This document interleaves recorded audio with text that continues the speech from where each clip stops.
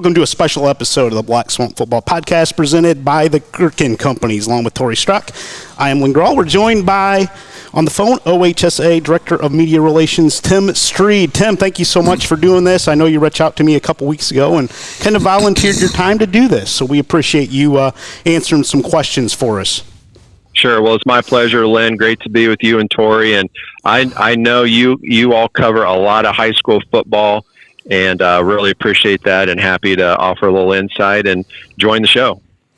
I would just, Tim, it's great to talk to you again. For those that don't know, Tim Stried was a college friend of mine, played football and baseball with him at Bluffton University. And Tim, I have been accused, this is funny, I actually thought this was funny, a few years ago during COVID when we were all trying to navigate that, were we going to have a football season, weren't we going to have a football season?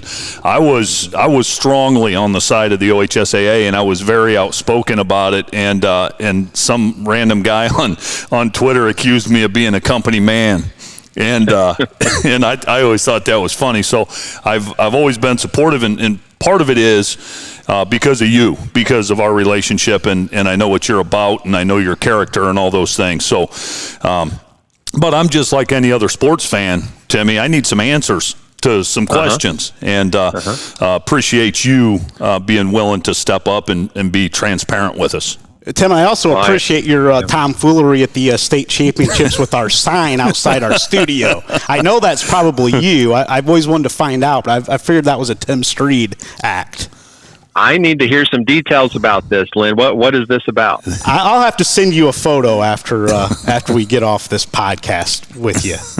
Okay, send me a photo. I will do that. We're a football podcast, so let's start there. I know you sent out a survey to the coaches, principals, ADs a couple weeks ago. I think it was completed maybe a week and a half ago. Where are we at on that, and when will we see the results of that survey, Tim? Sure, you're right. We sent out a survey to all of our football coaches, and certainly that is certainly in the news right now. You know, we're not the first to do the survey. In fact, because of a couple other surveys out there is what prompted us to gather our own set of data and answers on that. But that data is still coming in. So the survey, we are still looking through those results.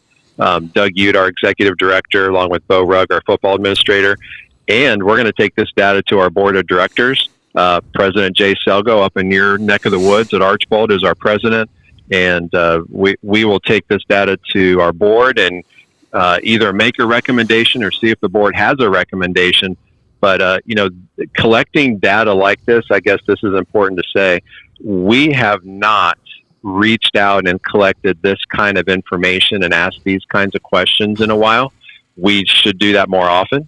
So I was happy that we took the step to gather this information, and certainly there's a lot of opinions on the football playoffs, and because people care about it, because it is so important to communities around Ohio. And so I don't take that lightly. We don't take that lightly.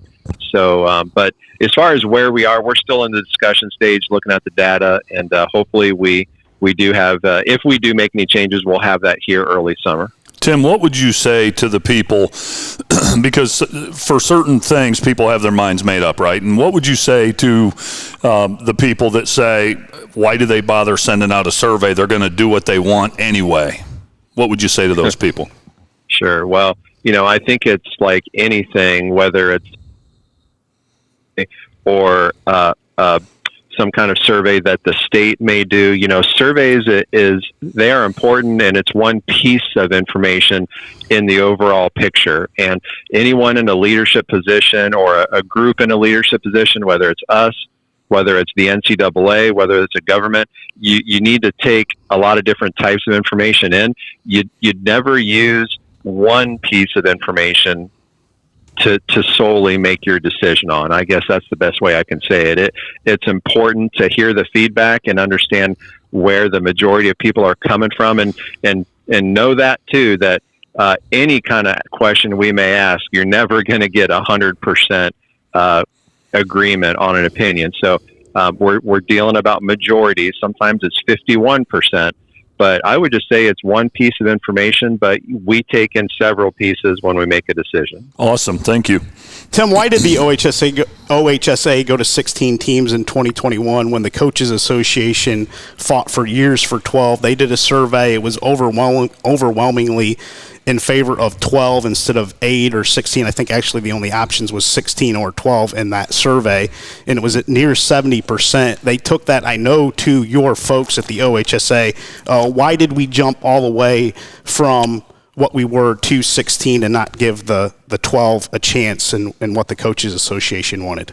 Sure. Well, Lynn, I'm glad that you said that first, that we were going to 12. A lot of people forget that. Isn't that amazing that a lot of people think that the OHSAA went from 8 to 16, which is not the case. In late 2019, the OHSAA board did approve that proposal from the Ohio High School Football Coaches Association to go from 8 to 12, as you said.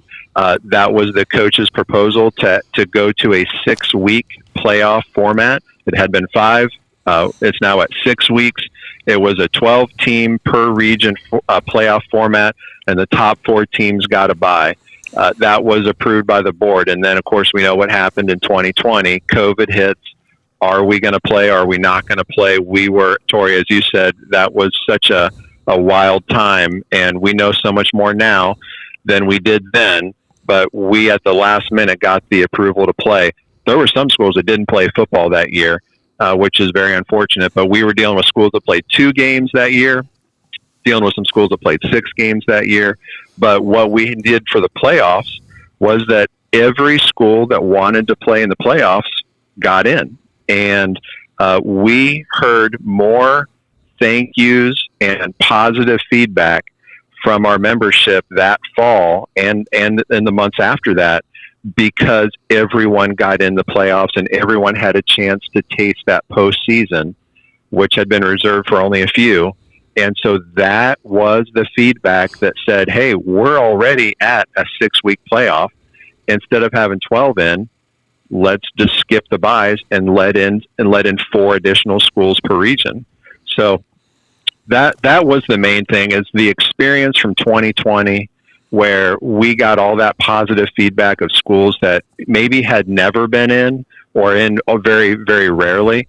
And they got in and they had a chance to taste that postseason. So we thought, if we're already at a 6-week playoff and we can have 4 more schools get that opportunity, then let's go ahead and do that. And our board did agree with that. So that's why we went to 16 instead of 12.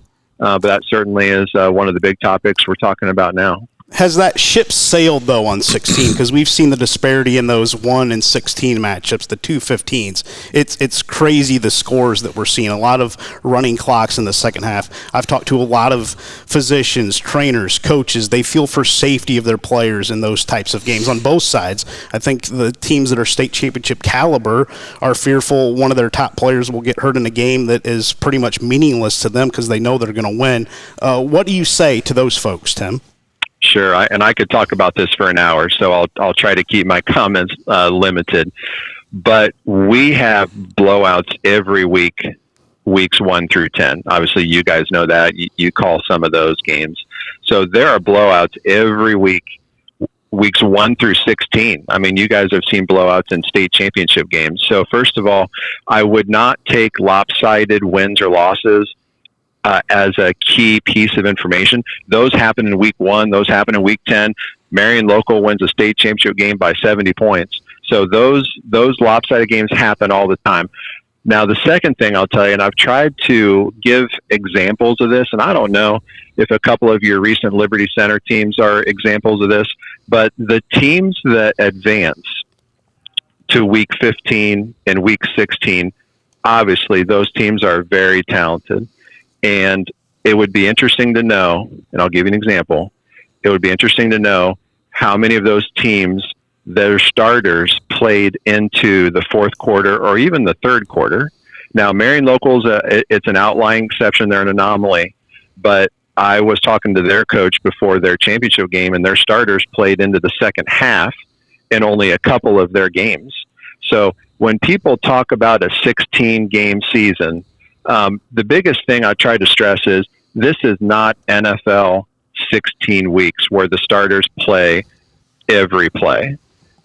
We're talking about a lot of teams that had blowouts because they're obviously very good. Their starters did not play into the second half in a lot of those games. So we're not talking about 16 games like the colleges play or the NFL.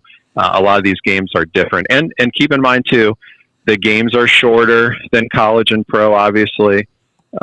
There's certainly a lot of differences there. So, just because we've gone to the 16-week season for those 14 schools that make it to the state championship game, I really don't feel that is a whole lot different on the kids. Now, you're going to have injuries in preseason camp. You're going to have injuries in state championship games, but it's not like these kids are playing 16 weeks of NFL football. I am hearing from coaches that are state championship caliber yearly, perennial state championship teams that are saying their kids are getting beat up. I know Liberty Center has had it. Can you give some insight there from your perspective? Sure. Well, like I said, there's always going to be injuries. There's injuries in preseason. There's injuries in state championship games. I'm seeing more schools take a bye during the regular season. Not every school is obviously doing that, but football certainly is the type of sport where you're going to have injuries. I see that a lot in wrestling too. The wrestling season next year is a week longer, and I've already heard that there's going to be more injury. And I can't point to specific data to say there's going to be more injuries. But I think football is just the type of game where even in a non-contact play, you're going to have an injury. So just saying there is more games, so there's more injuries. There's a lot more to the story than that. Tim, the most common sentiment that I see on social media and all those types of things is it's all about the money, period, end. And so this is a great opportunity for you to speak to the people that, and some of them don't want to hear otherwise. What would you say to the people that say the only reason for the 16-team expansion is about money, driven by money, period? Well, it honestly could not be further from the truth that we would make a decision like that, or any decision that we have here, where anything is all about the money. And let me give you a couple examples of that. In the past year, we've added girls wrestling and boys volleyball. Those are not revenue-generating sports, but we felt that those were two growing sports, and we wanted to offer those opportunities for kids, and so we sanctioned those sports. Same thing that we did in lacrosse a few years ago. Same thing that we did for bowling back in 2008 when I first started here. And the revenue side is something that certainly people want to focus on. And part of it is, and this is where I'm going to be really honest with you guys, people want to focus on the revenue side in the football playoffs because they know, and it is true, that football is one of our revenue-generating sports. It is for the OHSAA. It is for Ohio State University. It is for University of Texas. It is for a lot of institutions. And the thing I try to stress is that we meaning the OHSAA, we have 4 sports that generate a significant amount of revenue, and that is football, girls and boys basketball, and wrestling.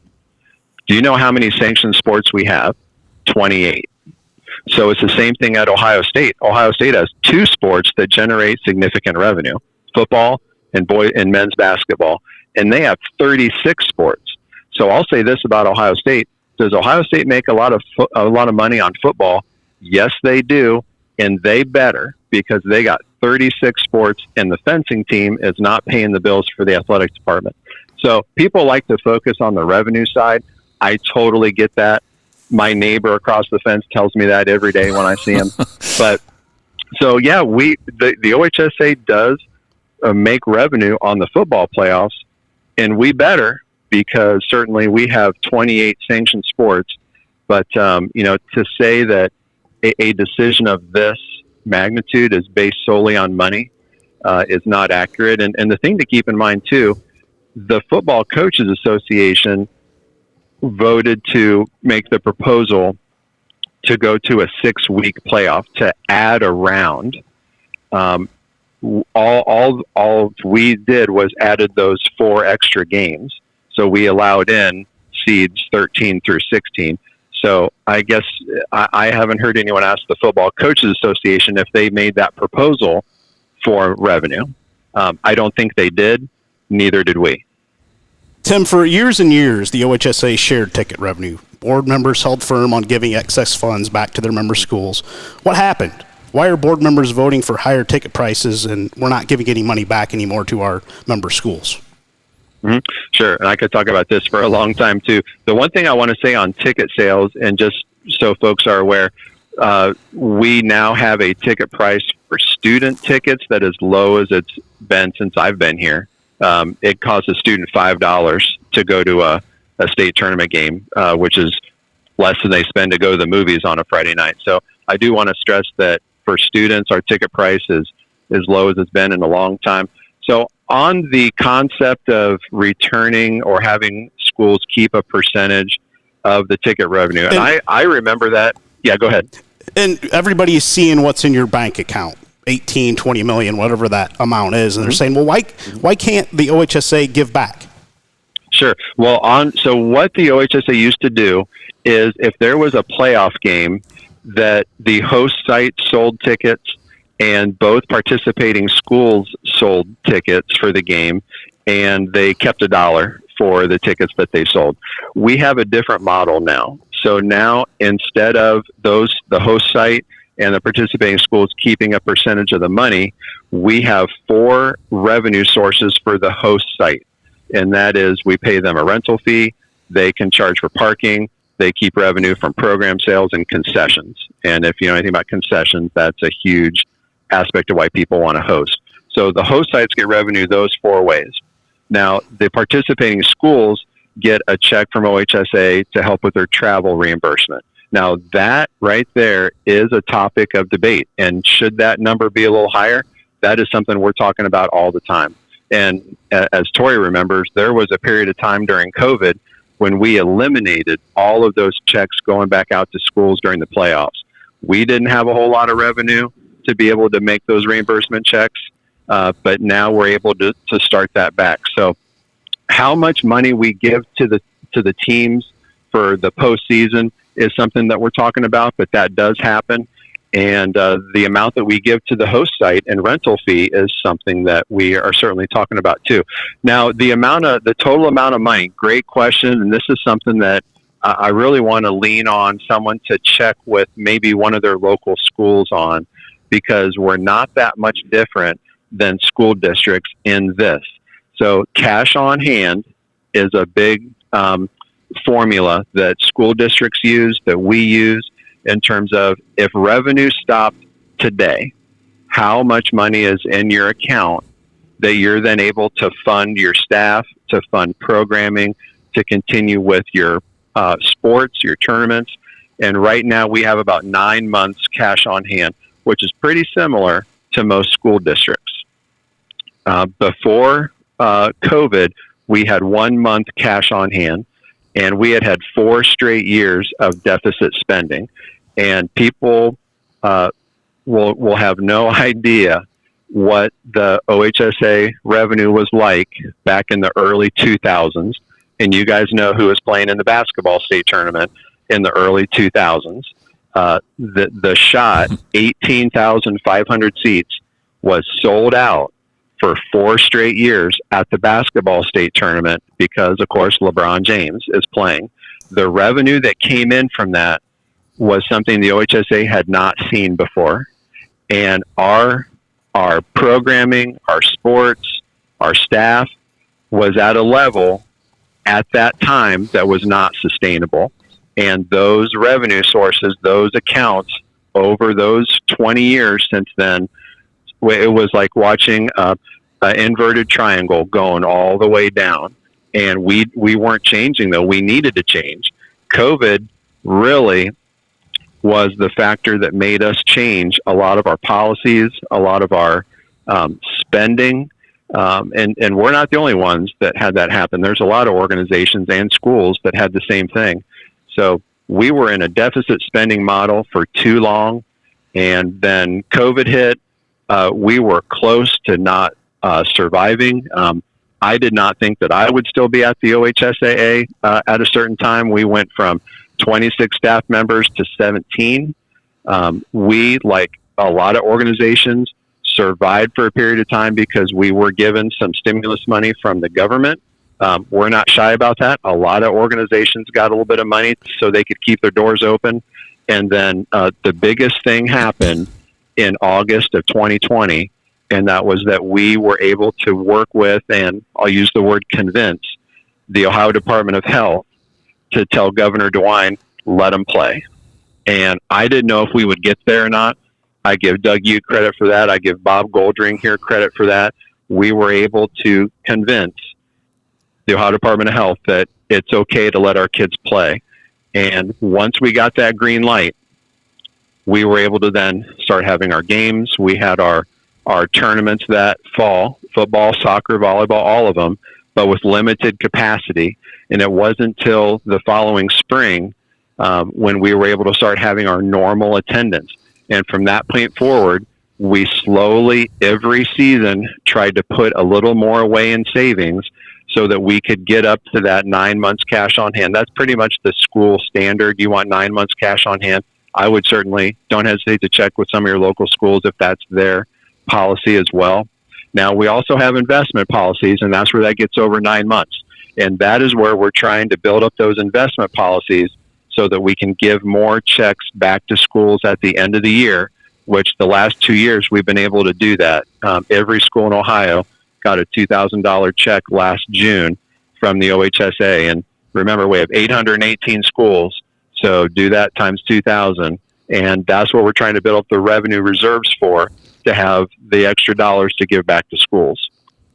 A lot of coaches have asked me to ask you this. Is there a point where you get back to giving travel expenses like you used to? I remember the days when you would give money for meals, and they would go to Longhorn Steakhouse and have a nice meal on their way to a state semifinal football game, things like that. Do you see a scenario where you get back to giving that kind of money? And I know, talking to some ADs, especially Liberty Center, they played Perry in the state championship game 2 years ago. I believe it was $4,500 that both teams got for expenses, hotels, meals, travel. Well, Perry drives up that day. Liberty Center has 50 plus hotel rooms to pay for.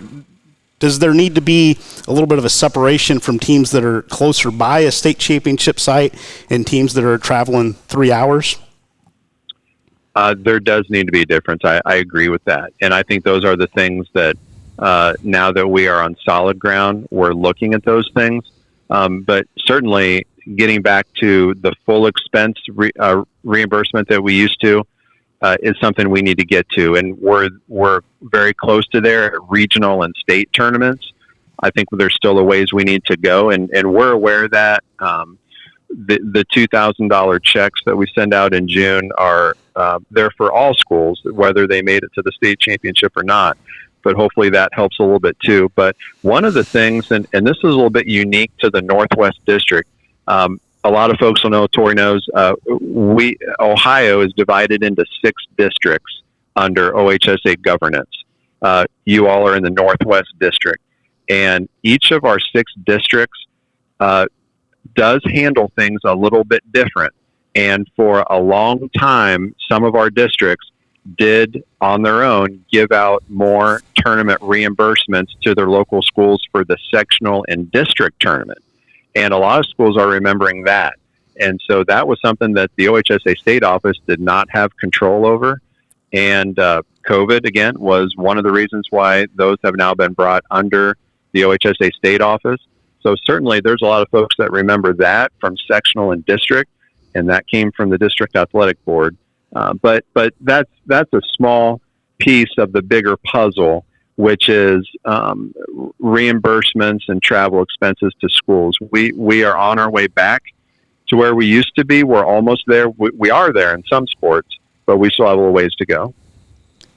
staying on that district board topic, why can't the OHSAA make district athletic boards follow the same guidelines for all tournament formats? Up here in the Northwest District, it's a little bit different, and I've heard from a lot of basketball coaches. Well, the NCAA tournament, you have the Southwest, Midwest, East brackets, and they're all run the same. Why is that not the case in Ohio? That's a great question. There's been some interesting studies on that from folks that have looked at our governance structure that goes back to 1907. And our Constitution gives our district athletic boards the autonomy to create some of their own structures like that. So some are good, some are challenged, some are challenging. So if that was to change, it would need to be a change in our Constitution. And in fact, we next week, next Thursday, will be our day we announce the results of the current batch of referendum voting that our schools are voting on right now. So we have not wanted to go down that road of putting it up to a potential vote. I don't think it would pass, honestly. I think our schools still, maybe there are some folks that aren't happy with some of the things in your area, but I think the majority of our schools around the state still want their district athletic board and their district in general to have some control over how they run tournaments. And for example, in the Southwest, they divide it into the North and the South. In the Central here, we just have one big open draw. So, it's very different from district to district. I got one more football-related question for you. Bo Rugg last week made a comment in the Mansfield News-Journal. The top 4 seeds getting a bye means they do not get another home playoff game, even though the OHSAA does not get the gate. Depending on what they do and how they structure hosting a home playoff game, they could make between 2,000 and 5,000 easily, which is a big deal for athletic departments, is what Bo said. I've talked to some ADs. They are not seeing that kind of revenue coming in from hosting a first-round playoff game. I know you say you can charge for parking. Well, the people in the community are already using their tax dollars to pay for that facility, so they feel a little bit not great about having their community pay for parking. Take me through that a little bit and where those numbers are coming from. Are we seeing that kind of revenue around the state? Because I'm not seeing it, the ADs that I talk to up here in Northwest Ohio. Mm-hmm. Well, there's a pretty big variance in that kind of revenue. It all depends on the two teams playing. But I can confirm I have seen those kind of dollars from first round games. And again, keep in mind the 4 revenue sources. But the revenue, it is interesting. It depends on who you're playing. It depends on the weather. And weather can be so different from one part of the state to the other. But yeah, I have seen those kind of numbers. Are all the games like that? No, but certainly some are. And I agree with Bo on the fact that, and I'll give you a great example. My brother-in-law is a coach at Bluffton High School, and they've been able to have a first-round home game for several years, and it's as big a deal there as their homecoming game. And I've been to a couple of those, and I know they would still love to have that first round game. A lot of schools would love to have the first round game, but when the Football Coaches Association first made their proposal to go to 12 and have the top 4 seeds get a first round bye, I was a little surprised. I didn't think coaches would want a bye that late in the season.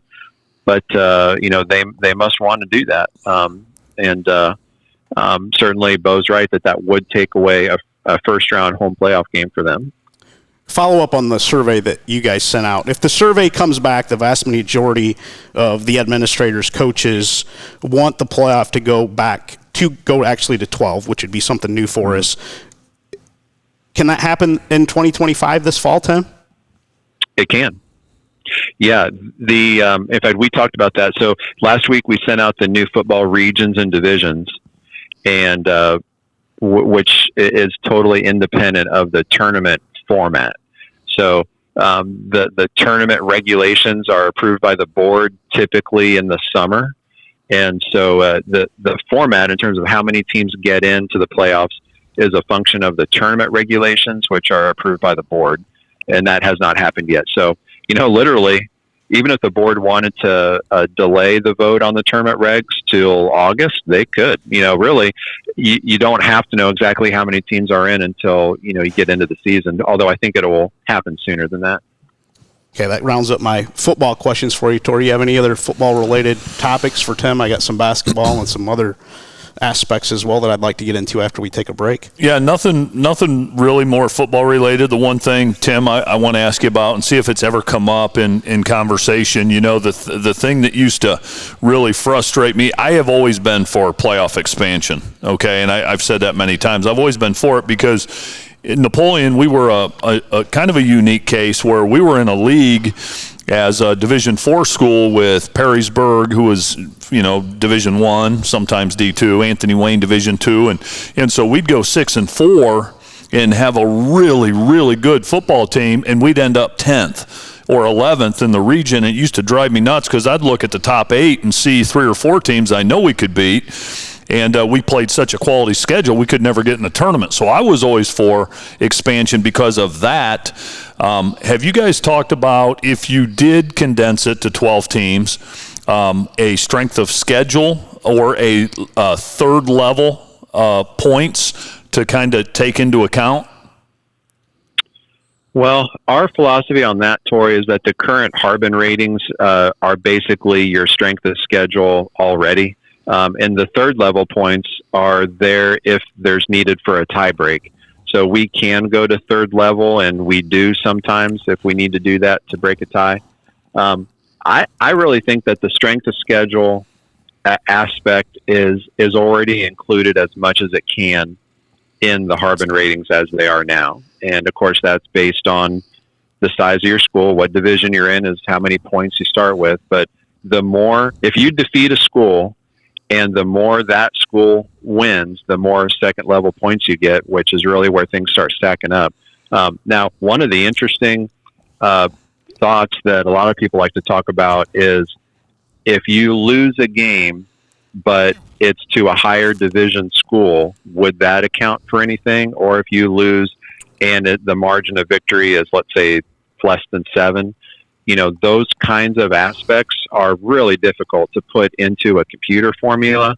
So as of now, I have not heard of any changes to the Harbin ratings as they are now. I think it's, and a lot of states have copied our formula. I guess I should say that too. So other states are using it or a very similar version of it. So I think it's going to stay where it is for a while, but I think that's, football is kind of funny. Football and all the aspects that we're talking about here, our staff talks about it year round, and there's really not a whole lot of things that come up that are something we haven't talked about or thought about. It happens once in a while, but all those different components of the Harbin rating certainly get talked about a lot. Thank you, Tim. Tim, can there be better communication if you're from coaches and their meetings with the OHSAA and they just don't feel like they're being heard or what they're saying is not making a difference? Can there be a little more transparency or better communication with the OHSAA and the coaches around Ohio? Well, we can always have better communication. I think whether it's me with the media or our sport administrators with our coaches, it can probably always be better. I will say this, in my time here, I think our staff and our sport administrators, the thing that people don't always either want to see or realize or they don't want to believe is our staff here, we were all high school athletes too. A lot of us were college athletes. We want the best for the sport. We want the best for coaches. I'm a junior high football coach. There's not a better thing I can think of doing in the fall. And our staff likes communicating and working with coaches. Now, I think the biggest thing where people get that misconception is if there's disagreements or if a proposal wants to go one way or someone is outspoken about a certain area. And for several reasons, our staff either doesn't agree with that or doesn't put it up to the board. That leads to some of that either miscommunication or lack of that you're talking about. But I just try to stress that our staff more than any time since I've been here, it just is so deeply caring and wanting to have the best experience they can for schools and for kids in the postseason, and that's where it all starts. Tim, I want to take a break and we're going to come back and talk some basketball because there's been some changes that are coming next year for us. Absolutely. Who says a college degree is the only path to a fulfilling career? At the Gerken Companies, we offer rewarding livelihoods with or without a degree. Gerken provides a generous benefits package, continuous training, top-notch equipment, and a culture that rewards effort. We're looking for rock-solid performers to help build and reinforce the region's infrastructure. Whether you have construction experience or are just starting your career, apply now at gerkencompanies.com/careers. The Swanton Welding Company proudly supports our local student athletes and coaches. We're committed to being your local steel fabrication company in Northwest Ohio and building projects across the country. For job opportunities at the Swanton Welding Company, visit www.swantonweld.com or visit them at 407 Zider Way in Swanton. American Freedom Energy and Grandma's General Store off Route 24 on State Route 109, just south of Liberty Center, now has 88 unleaded fuel and is your one-stop shop for fuel, food, drinks, and much, much more, including locally raised meats and home-baked goods.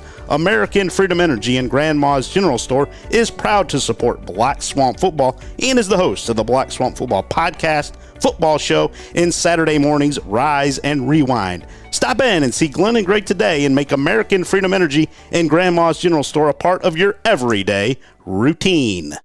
Welcome back to the Black Swamp Football Podcast presented by the Gerken Companies. Also, thank you to our host here at American Freedom Energy, Grandma's General Store, Glenn and Greg Badenhop, for their hospitality over the years. They have been very welcoming to us. They have, and Lynn, I rolled in here, and I had to check the cooler. I had to check the meat case.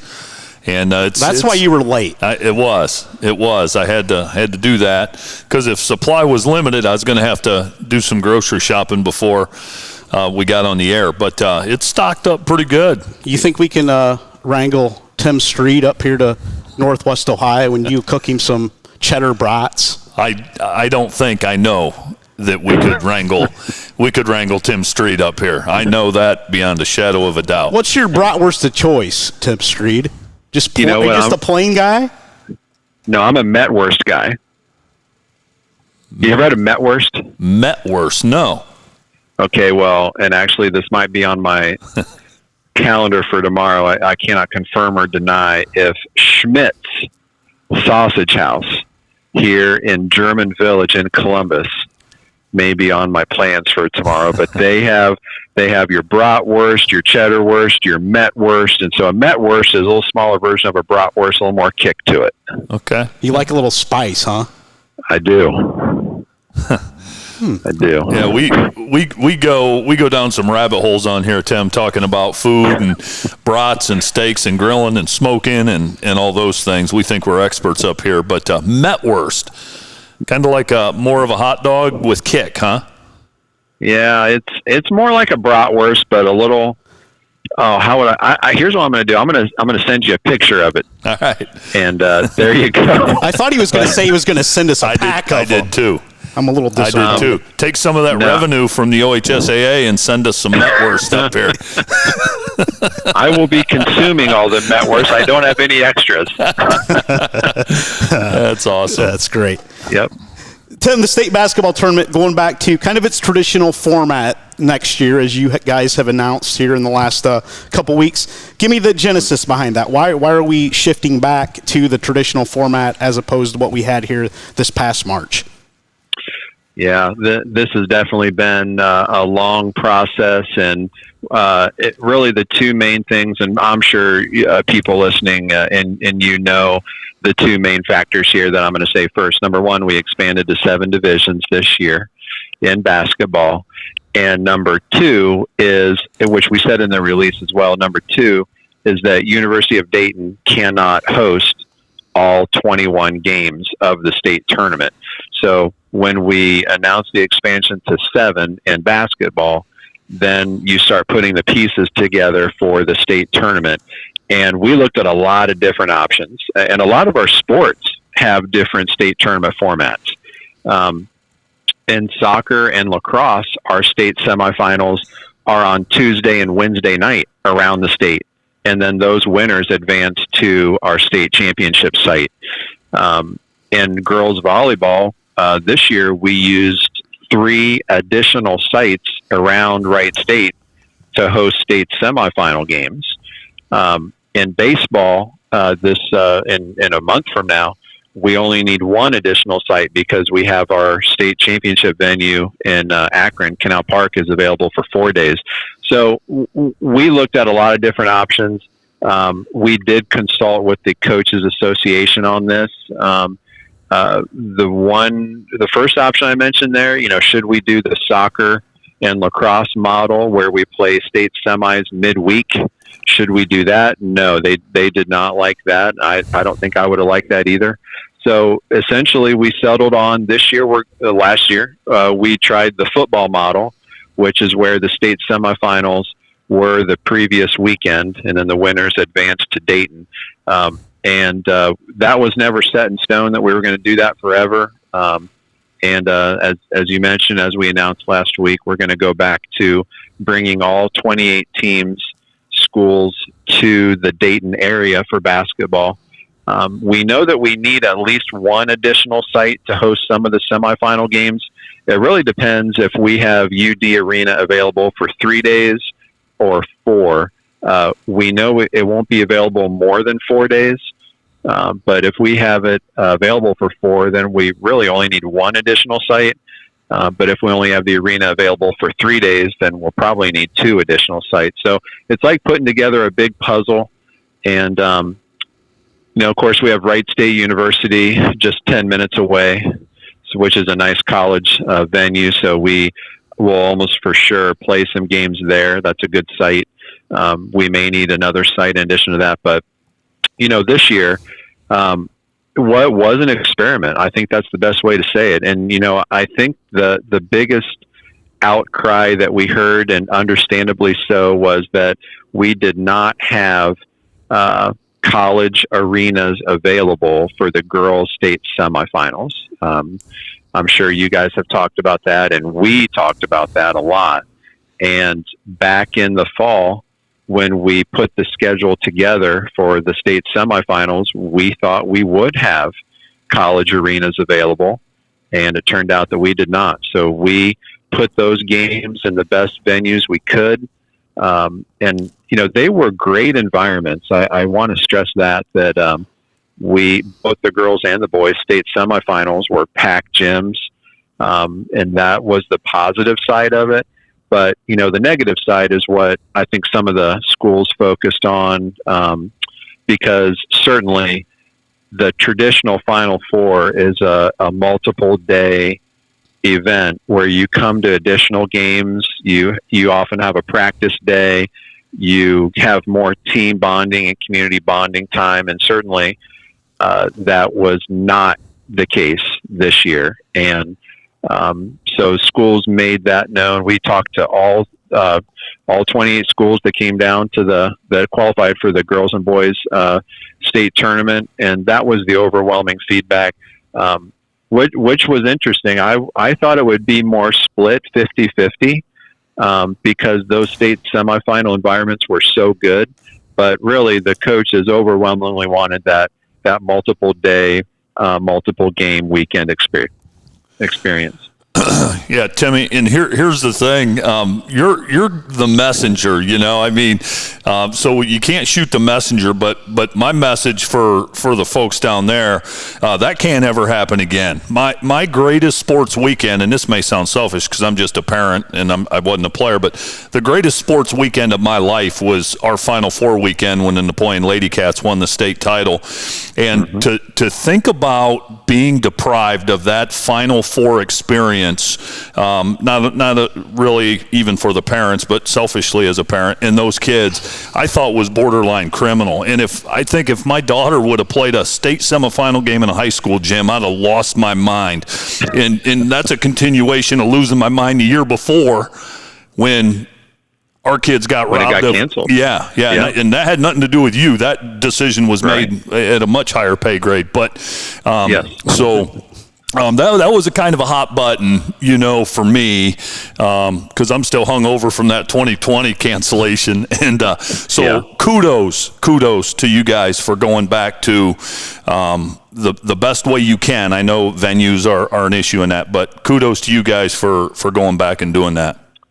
Well, I appreciate that, but I will never forget that March 12th of 2020 when got the call that we needed to vacate St. John Arena within 45 minutes because they were locking the doors.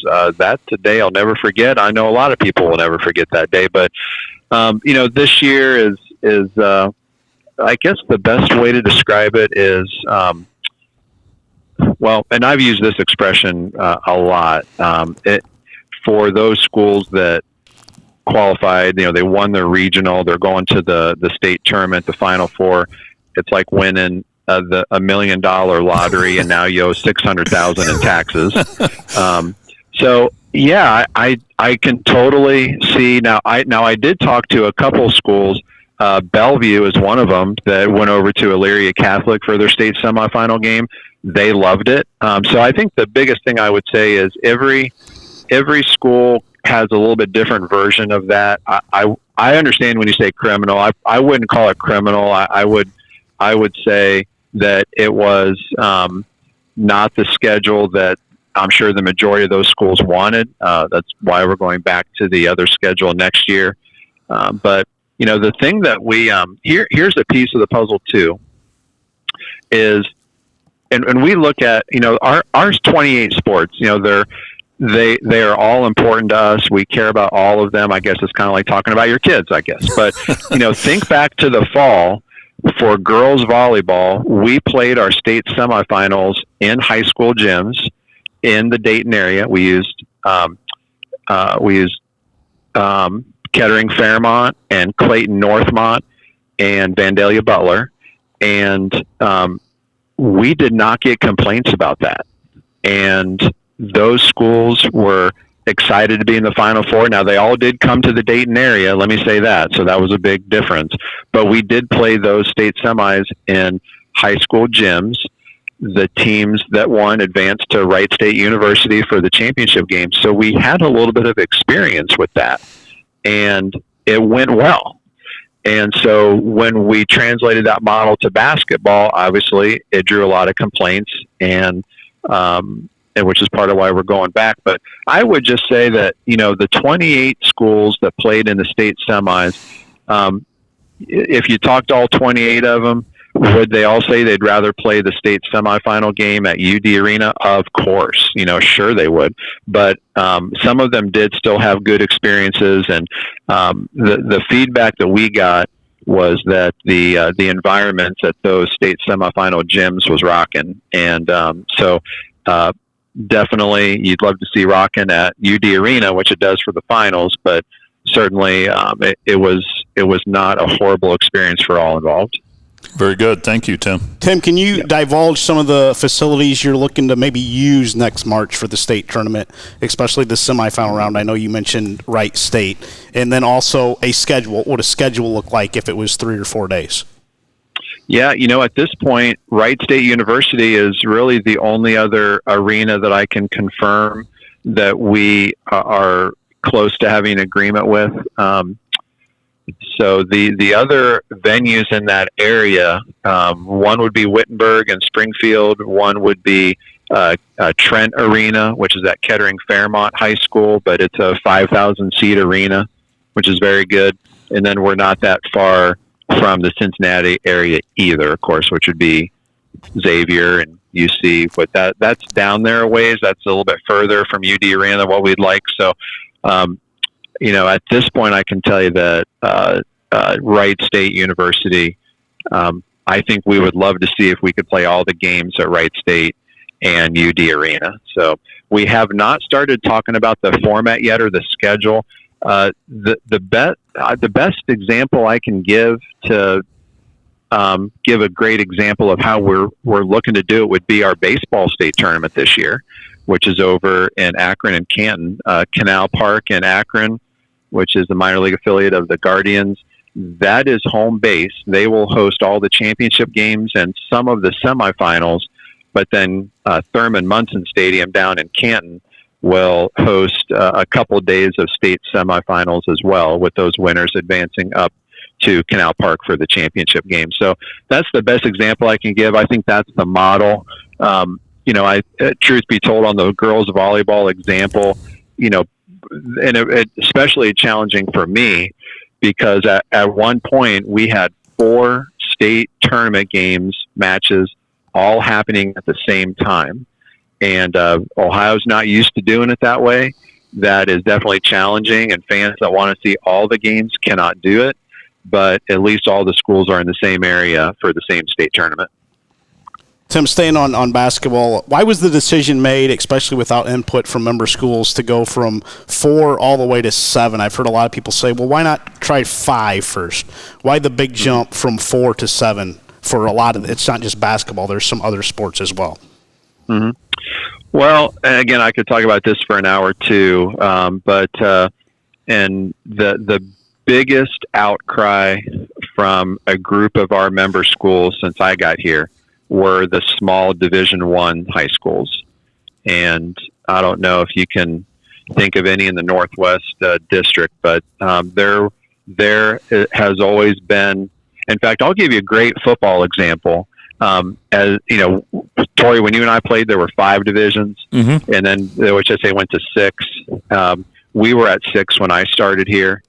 And the year that we went to 7 divisions in football, all of those schools that were small Division I schools, now they were Division II. And so you look back at our string of Division II state champs that never would have won it at the Division I level. And I'm talking about like Loveland and some of those schools that broke through and were state champs in Division II because we expanded. So that conversation continued, even though a lot of people didn't know that was still happening. Ever since I got here, there were always, I'll use air quotes here, the Division I issue. And we had meetings in our office back to Claire Mascaro and Dan Ross that were schools that were explaining that if I'm, well, let's say Loveland, if I'm Loveland with 330 boys in my school, why would I want to play Mason? Why would I want to play Moeller in a football playoff game? Well, that's what we were doing. And so it really started with the Division I issue. And Doug, you, to his credit, said, I know the OHSAA has been talking about this for 20 years. Let's get a group together. Let's get our board together. Let's either make a change, let's address it now, or we're going to say we're staying at 4 and that's it. So we worked on that, and we had folks really crunch a lot of numbers on, and as you guys know, in football, Division I is smaller, and we looked at a lot of different scenarios, and we were at 5 for a while, we were at 6, we were at 7, we looked at what does it look like with 8, like we looked at a lot of different numbers, and what does girls basketball look like if we have a small Division I and II? And the thing we looked at are enrollment numbers. And that's what I would encourage people to do, is when you look at our divisional breakdowns, look at the enrollment numbers for each division. And when you go to 7 and Division I and II is smaller, you see that the enrollment discrepancy between the biggest and the smallest is not that bad. It's not that different. And that was the goal. And there were hours and hours of conversation and looking at numbers for if we went 6, if we went 5, if we went 7. And, so when I say we got input from schools, what I mean by that is, as I said, for years we had input from Division I schools. This would be more than 10 years. We got input from schools that were in Division II in football about how that worked for them a lot better than being in Division I. We leaned on all that information and all that feedback over the years. And then I guess the last thing I'll say is our board, both at the district athletic board level and then up to state, those are elected by our member schools. The OHSAA cannot change a bylaw or a constitution item. That has to come about as a vote from our member schools. But our board of directors, which is elected by our member schools, they do represent our schools. And, I think just because it went to 7 doesn't mean we didn't hear input from schools. It really just is a lot of feedback that stems back to going to Division 7 in football. And then you look at the enrollment numbers. So if people haven't looked at the enrollment numbers, that's where I would encourage people to start. Look at what the biggest and the smallest schools are in those divisions. But, at the end of the day, I totally understand that not everyone, and Doug, you does too, and our board does, certainly not everyone is going to be happy and agree with going to 7. And we get that. I think our staff and our board felt like that number, what we ended up on, was the best solution for the enrollment discrepancy. Let me ask you this, Tim. A team like Columbus Afrocentric girls team competed in the OHSAA for over a couple decades, won 9 state championships, I believe, on the girls' side. Given us that the school can draw from a talent pool of, I don't know, I think it's somewhere in the 5,000 range across the Columbus City school district, how is it permitted to compete and really dominate kind of a smaller division like Division 5? Why is a program with that level of access to talent not placed in Division 1?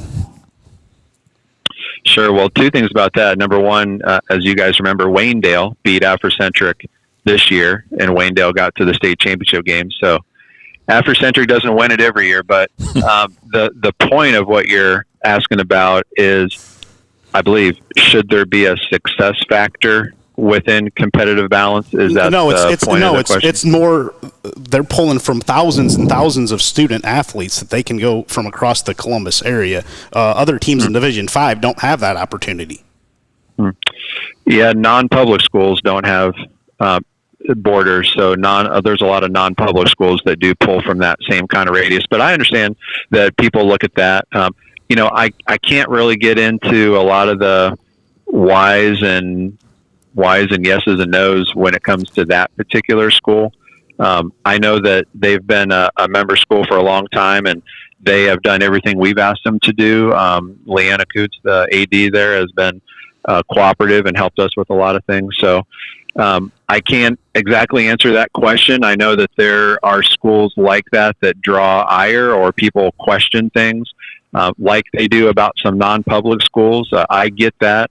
We're always looking at those scenarios, and could competitive balance someday account for something like that? Perhaps.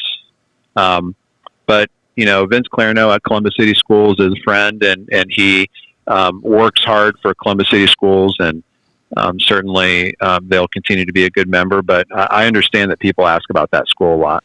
Yeah, and I think Glennville in football, because Napoleon, now I wasn't coaching, but has run into Glennville. Again, what a storied program. But having access to that number of kids versus Napoleon having access to the kids here in Henry County, I think that's a question people have. I'm sure there's other examples, but it is what it is. I know when we got beat by Columbus Watterson in 2009, 6-3 in the regional final, it drove me nuts thinking of them having the greater Columbus area to draw from. And I rolled in there with my boys from Henry County. And so there's always some frustrations like that, as a coach and fan. Well, Tory, and you might have been at this game, the game that was kind of the poster child for competitive balance starting was when Lipsick played Cleveland Villa Angela St. Joseph in a boys basketball state tournament. Were you there for that? I was not at the game, but I listened to the game. I actually remember it very well.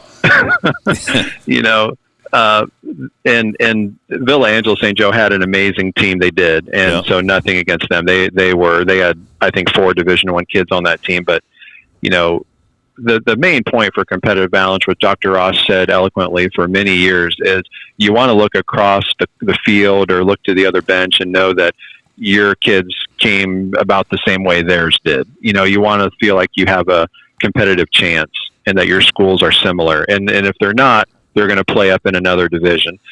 And that's the point of competitive balance. Now, is there a way to extrapolate that or expand that to some unique public school situations? There are some in your neck of the woods involving some certain sports that we're aware of. So, certainly Africentric is not the only school that is in a similar position. And I think here is and this is where it comes into some schools around Ohio that people might not think of, but public school districts that have more than one high school. So, for example, we live in the Olentangy School District. There are 4 Olentangy high schools. There are 3 Dublin high schools. There are 3 Westerville high schools. Situations like that are unique, and we have, I think, probably more regulations pertaining to those types of school districts than anything else. So just know that multi-high school districts, it definitely is complicated, and there are avenues and ways for kids to go between schools within a multi-high school district that are pretty unique. Yeah, my daughter's moving to Hilliard, Timmy. Yep, 3 high schools in Hilliard. She's moving there. We moved some stuff into her new apartment the other day. Very nice. Hey, Hilliard Davidson, you're speaking of Glennville. Sorry, this is off topic a little bit, but Hilliard Davidson beat Glennville in a Division I state championship game. And Brian, you might have watched this. Brian White had one of the most amazing plays I've ever seen in a football game. You know what I'm talking about, Tim? That was at Fawcett Stadium, right?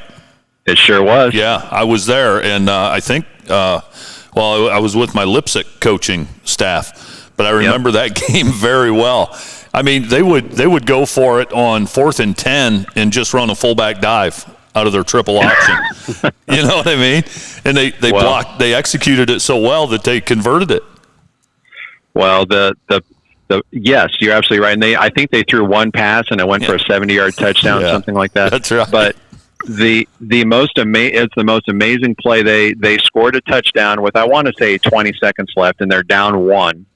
And so they're going to go for 2, or are they going to go for 2? You got it. And they got it. But the most amazing thing is the official spotted the ball and started the play clock because Davidson wouldn't come off of the huddle. They wouldn't come off the sideline. And the official, I'm standing beside the Davidson sideline because the game's almost over. We're going to do the trophy presentation. I'm standing there, and the official is tweet, let's go, Davidson, let's go. And Brian White said, you start the play clock. And so they started the play clock, and with about 12 seconds left on the play clock, Davidson sprints out to their position, set for 1 second, snaps the ball, toss left, goes in untouched. Glennville didn't even know what was happening. Yeah, no, you're absolutely right. That is one of my favorite plays in a state championship game. Yeah, yep, I remember that. Cardale Jones was the quarterback for Glennville in that game. Yep. Was that 2000? Sorry, I could talk about those kind of stories for a long time. Timmy, was that 2009? Was it 9 or 10? It was in that era. Okay, it was in Old Fawcett. Yeah, okay. I was there. It was with my Napoleon guys. I had left Lipsick 2 years prior, so yeah, I remember that. Yeah, that was one of the best games. Yep. Wow, you guys got some good memories. Yeah.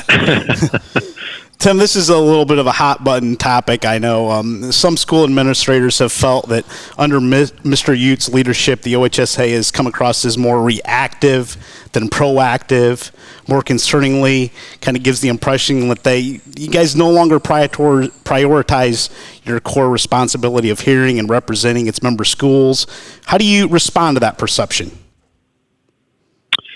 Sure. Well, I have a lot of examples where that's not the case. And you can imagine I would say that, but I want to give a couple examples why that's not the case. But I think a lot of people will, and for those that have been around a long time, think about the 10 years prior, not just 10 years, but tenure of past commissioners that the OHSAA moved. You think maybe education moves slow or universities move slow. OHSAA moved a lot slower than that. So OHSAA never changed. Things were the same at the OHSAA in the 90s as they were in the 60s. And so I think the people are thinking of decades where the OHSAA didn't change a thing. We added girls sports, but didn't really change much other than that. So first of all, think of that, and so we have changed a lot. The OHSAA and how we operate here has changed more in the last few years since COVID than in my 15 years prior to that. So certainly things change a lot now. I don't know if that's the same way in schools these days. I would think schools change a lot more now, or are a lot different now than they were before COVID. We're no different. So certainly things have changed a lot. I guess a couple examples to point to that are examples of us listening to schools, and you may not, neither of you may have heard of our appeals panel. I hope you don't have to have a situation where you're coming in for a hearing in front of the appeals panel, but for decades, actually for more than 100 years, if a school wanted to appeal an eligibility decision from the OHSAA, they came in, made their case in front of the board of directors, and the board of directors at that moment rendered a decision. How many of those do you think got approved? What percentage? It would be 3%. So the board of directors was the iron fist, never approve an appeal for, and that was the case. Now, and this started under Dr. Ross, and now, and it has grown since then. We now have an appeals panel, and I know that there are some schools in your area that have had an appeal and have come down to our office for a hearing in front of our appeals panel. And the panel is made up of current and retired school administrators that now listen to the appeal. They deliberate after the appeal. They don't make a reactionary ruling. They think about it. They think, is there a way that we can approve this? And now our approval rating for appeals is well over 20%. And so if any schools have come down for an appeal for decades, they would leave saying they didn't have a chance. The board didn't listen to us. They had 10 to hear in about an hour. They pushed us out. And now if you talk to schools that have an appeal, they will tell you a very different feeling when they're here. And so our appeals rate is higher now than it's ever been. And it's because the appeals panel listens to our schools. They take into account extenuating circumstances, and they make the best decision they can. So, but at our core, it certainly our core is running tournaments. We talk about that a lot. Our Respect the Game program has ramped up recently. We're giving back to member schools more now than we had for several years there during and after COVID. So, certainly you never like to hear criticism, but I understand people do feel that way. And, I think a lot of people do express frustration or anger for various reasons. The NCAA takes it just like we do. The NAIA takes it just like we do. So you understand that it comes with the territory. And for people who don't look into or understand the past, sometimes they just want to throw stones now, and that comes with the territory. You have to have thick skin to be an official, to work and work with a lot of schools like we do, like the NCAA does, and you understand that that's going to be a part of the territory, but you keep on making the best decisions you can for kids. And I think the expanded divisions is something you can point to that, going to 7 divisions, a lot of people are not happy about that, but I can tell you some schools that made it to the state tournament that are pretty happy about it, and that's what counts. Tim, I got one more question for you, and I want to give you the chance to answer this because I'm out in public a lot. I'm at schools a lot. I hear from administrators, athletic directors, coaches, just the common ordinary fan wants this question answered because people love Jerry Snodgrass, loved him, and they still love him to this day. Why was Jerry let go from the OHSAA, if you can answer that for me? Sure. Well, Jerry Snodgrass was an outstanding athletic administrator and coach at Findlay High School and longtime district athletic board member. He was the director or the president of our board of directors. He was an outstanding assistant commissioner here. He and I came in about the same time. He came in about a year before I did. And nobody worked harder for our schools. Nobody loved talking to coaches more than Jerry. And that's a tribute to him. And I can say that when someone goes from an assistant to, let's say in this case, someone goes from principal to superintendent at a school, someone goes from a vice president to a president, boy, things are different. Things are a lot different to be in that role. And not everyone is cut out to be in that role. I have a role here as director of media relations, and I feel like that's my role. That's where I serve best. That's what I'm good at.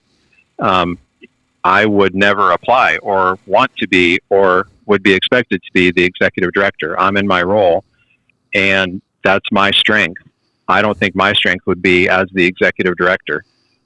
Jerry was a great assistant commissioner. He ran great tournaments, and I think that things were different enough at the executive director level that it ended up not working out well. And of course, COVID hit. That was a huge part of it. So there were things in the office, and there were things. As I mentioned, we had a 4-year deficit spending budget, and our board was really concerned about that. And then then COVID hit, so that made it even worse. So definitely there were a lot of things that go into that. I wish nothing but the best for Jerry. I hope he has. And I think he has been having some success moving on in different capacities, and we hope that that's the best for him. I think he's been at some of our state tournaments. I haven't seen him since then, but I'm aware that he has reached out and hopefully has a chance to come back to some state tournaments. Tim, very good. And I know you're kind of the guy that relays the message to all us media folks, and you're kind of the man in the middle, so we appreciate you doing this. And full disclosure, you volunteered to do this. We didn't even ask you, and we appreciate you volunteering your time to talk to us and answer a lot of questions and a lot of tough questions. So thank you for that. Well, and I did, and I'm happy to come on anytime, guys. I know how much football and high school sports means to you, and so if there's a way I can add some information or answer some questions, because that's the goal. The goal is to get out the information and then let people make an opinion. I think there's some misinformation out there.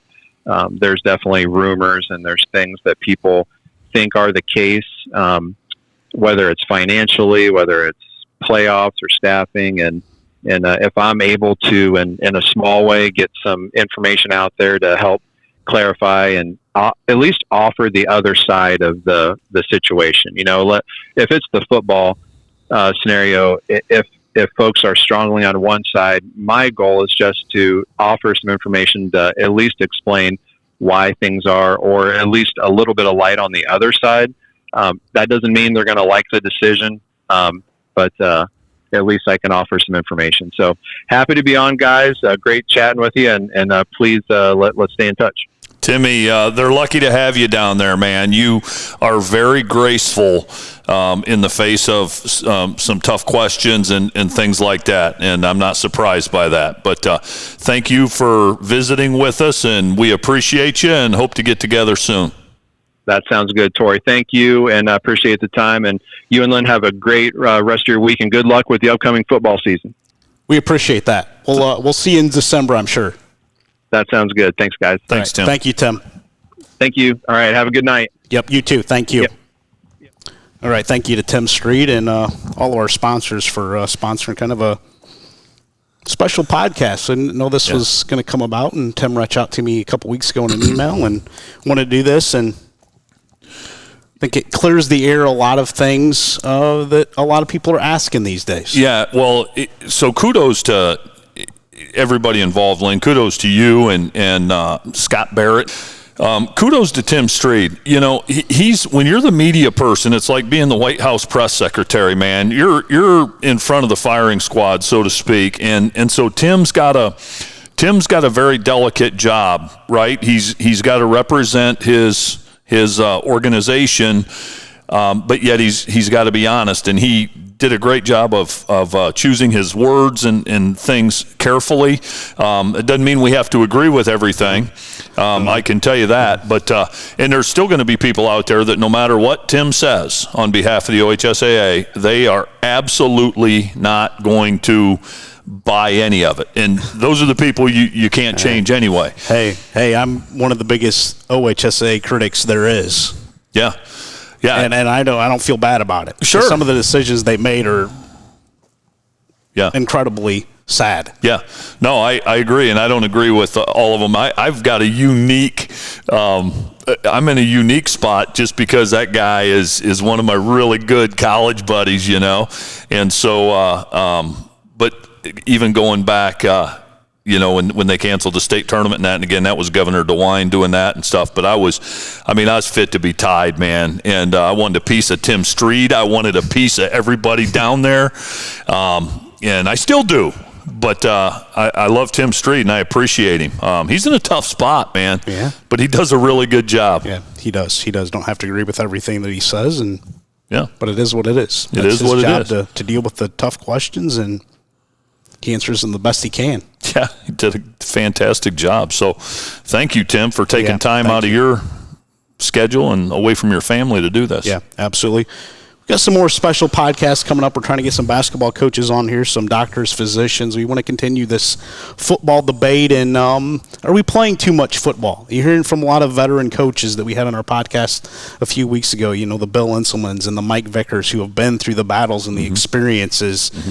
We got to get some athletic directors, administrators on our show to give some thoughts because they have a lot of perspective, and I think the OHSAA needs to listen to those folks.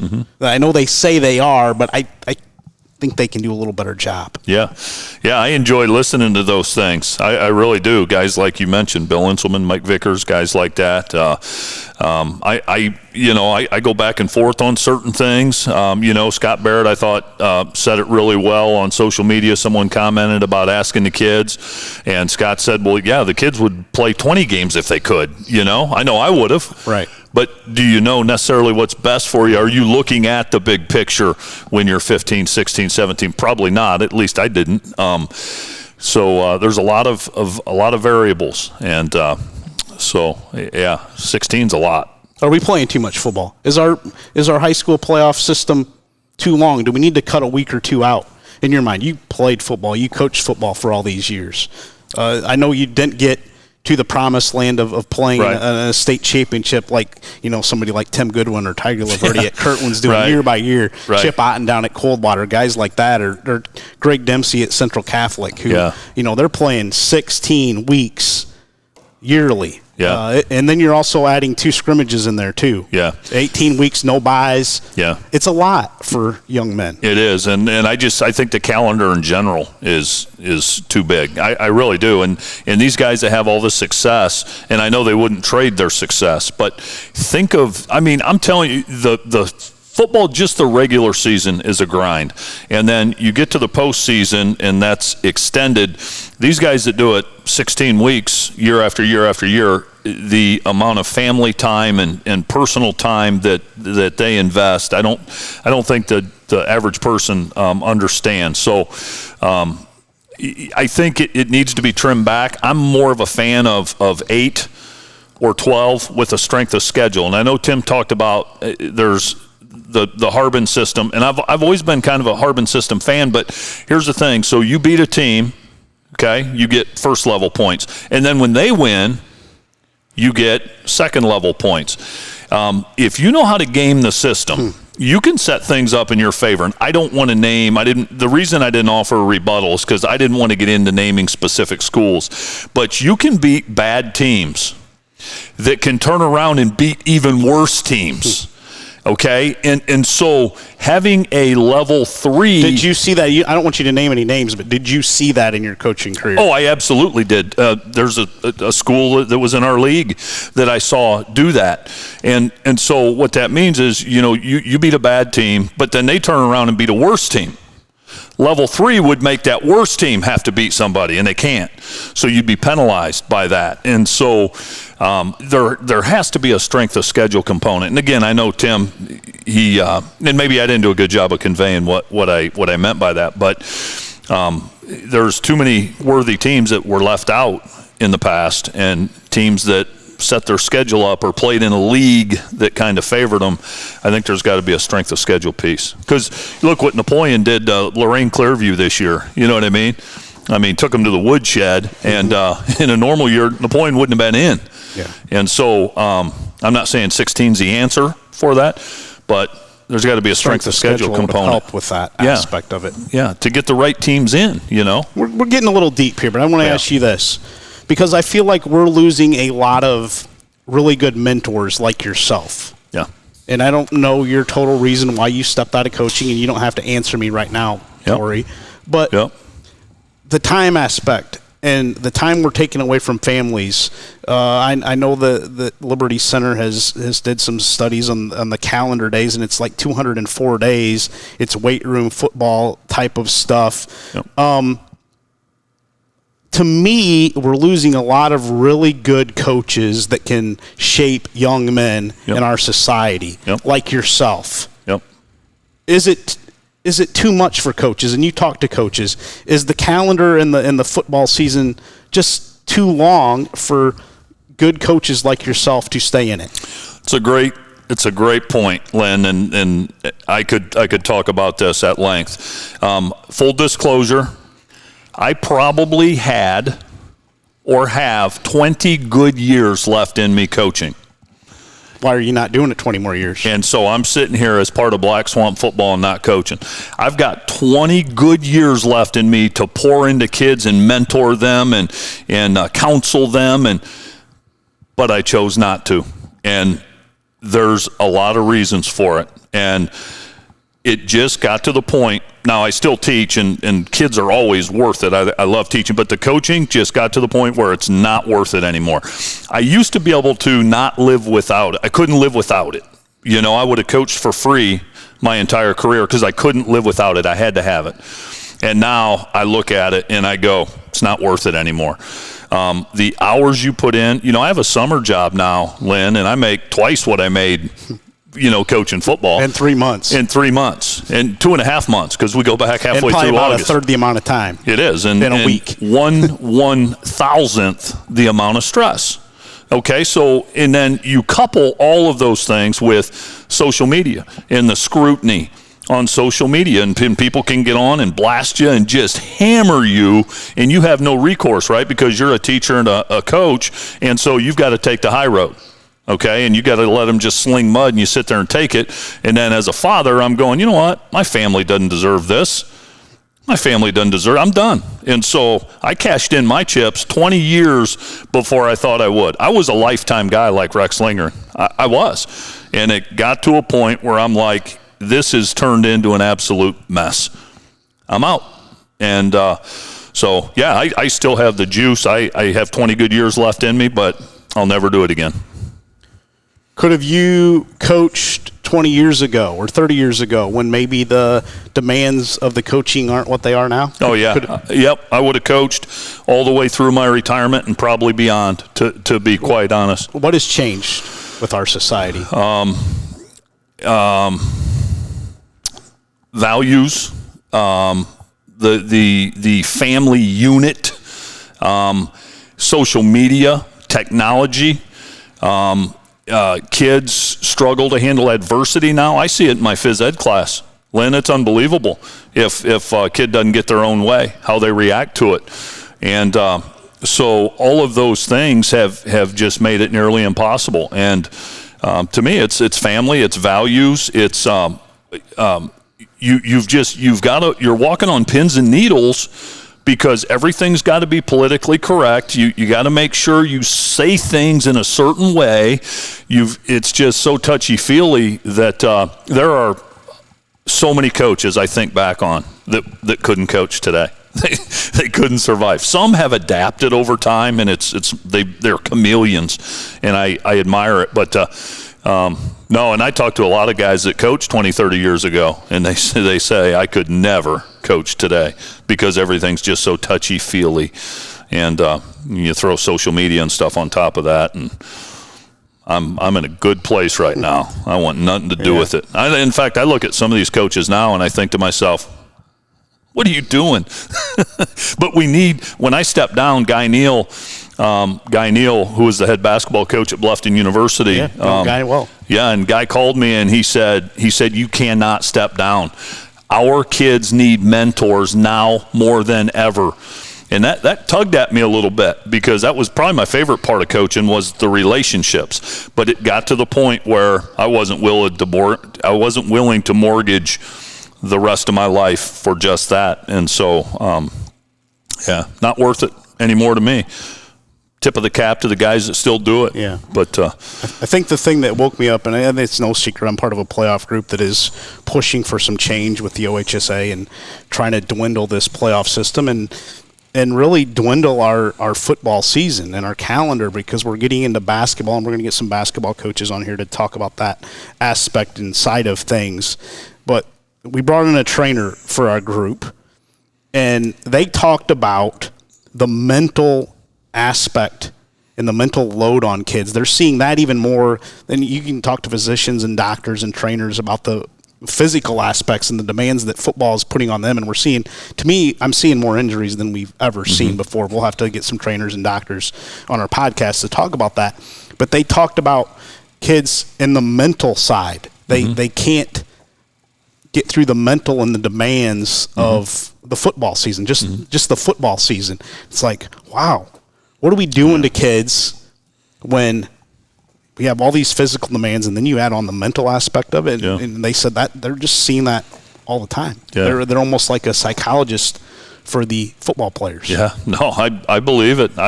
Still teaching and being in the schools, I still have a first-hand look at all those types of things, and it's all very real. I think the concerns and the approach by the group you're part of, Lynn, I think are based on a lot of science and honestly what's best for kids. And again, Scott Barrett being part of that, I mean, there's not a more football guy that you'll ever meet than Scott Barrett, Yeah, and he wants change. He wants less. Yeah, he wants less. Less is more. And you talk to, I had guys, Rex Lindgren, Mark Emmons, and John Downey sat at my dining room table 4 or 5 years ago for a story, and they were talking about less is more. We're putting too much on these kids at a young age. Yeah. I think there's a time where, and the OHSAA needs to listen to these folks. I don't know that they are right now. They need to get in a big room, get these experts, experienced coaches that are playing 2 scrimmages, 10 regular season games, and then probably 3 really highly competitive playoff games. Because the first 2, maybe not the third round, are not super competitive, but they got to listen to those folks that have lived it, have been through the battles, have experienced it. I don't know that we are. And I think it's not just football. I think there needs to be some change all across the board. Yeah. No, I couldn't agree more. So I was kind of out of my rhythm, out of my routine. I haven't been part of a podcast in a while, so it's kind of like learning to walk again here. Oh, so, you won't forget. You won't forget. July 27th, our kickoff show is coming up here at American Freedom Energy. Thanks to Glenn Badenhop for allowing us to be here. Can't wait, man. Outlaw Attitude Barbecue. We'll have food, and you can also get snacks and drinks here at American Freedom Energy that day. Sunday, start at noon, and see the group of coaches that we'll have here. It'll be here before you know it. It will. I can't wait. Coach, thank you for opening up a little bit. Yep. I appreciate that. You're very welcome. Thank you for asking. Yeah. We'll be back with some physicians, doctors, athletic directors. Got some basketball coaches lined up as well here in the coming weeks. Love it. Yep. Thank you to Tim Stried, and thank you to the Gerken companies, and also Glenn and Greg Batenhop here at American Freedom Energy. We'll talk to you again soon. Have a great week, everybody.